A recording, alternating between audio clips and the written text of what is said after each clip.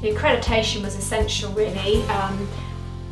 I think if you're going out there and wanting to be slightly different as well, people are so much more aware of what's going on around them.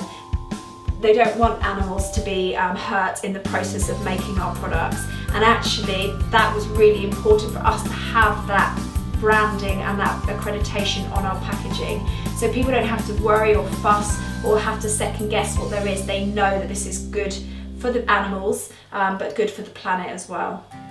And it helps us keep a high standard. If we've got the accreditations, then we must keep to those standards that were required. We're obviously pushing ourselves further than that, because obviously, like, as we mentioned about the vegan labels, but having an accreditation keeps the standard high.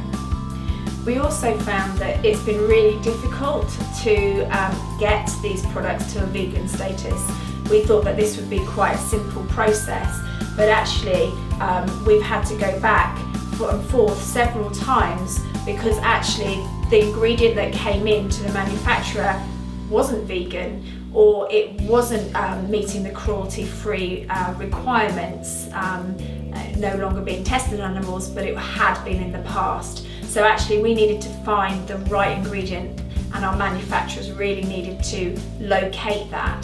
So that's part of the journey, that's taken its time, and actually I was really shocked to think that there was animal products in my cleaning range, because if it was in those to start with, it's probably in others. So again, I guess that makes it more simple. It's stripped it right back, but also they're unique in that way.